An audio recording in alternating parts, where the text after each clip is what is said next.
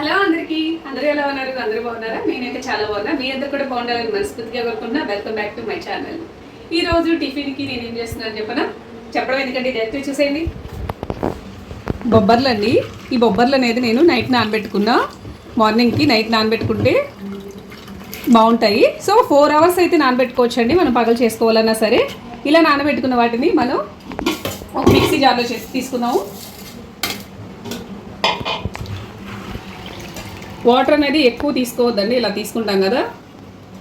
So ఇలా తీసుకున్న తర్వాత నేను ఇందులోకి అల్లం ముక్కలు, వెల్లుల్లి, జీరా, పచ్చిమిర్చి వేస్తున్నా. ఇవి మనం గ్రైండ్ చేసుకుందాం. సో ఇలాగా మనం కచ్చపచ్చగా పట్టుకోవాలండి, మెత్తగా చేసుకోకూడదు. ఇలా చేసుకున్న తర్వాత మనం బౌల్లోకి తీసుకుందాము.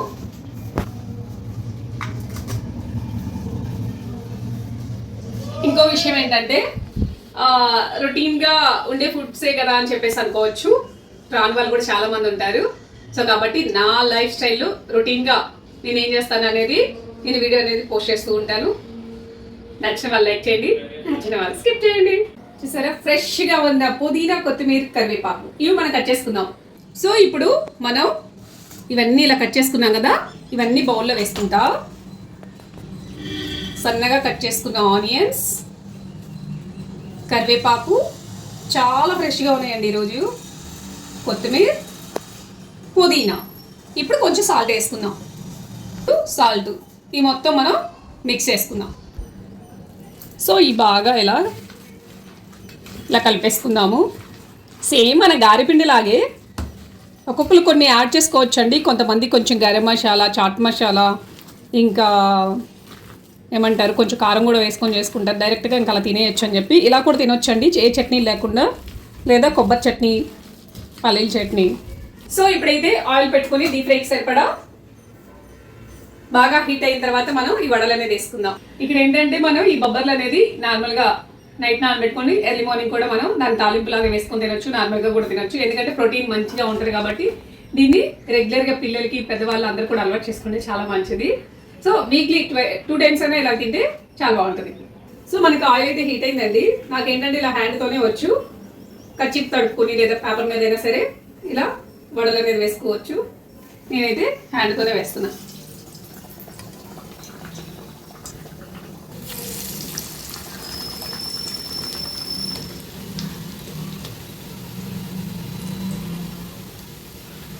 కొంచెం మనం ఈ మందం అనేది తీసుకోవాలి.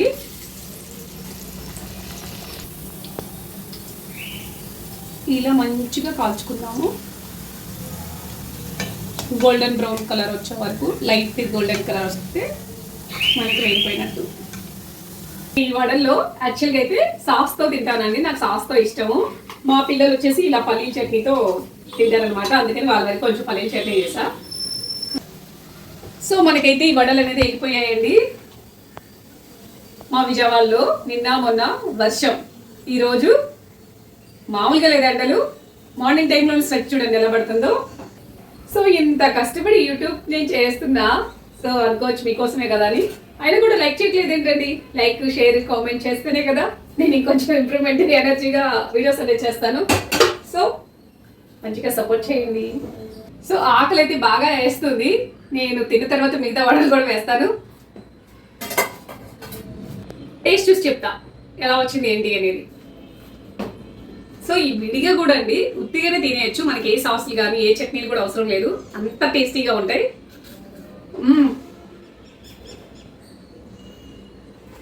ఎంత కమ్మగా ఉంటాయంటే అంత టేస్టీగా ఉంటాయి. చట్నీతో కూడా టేస్ట్ చూసి చెప్తా. పల్లీల చట్నీ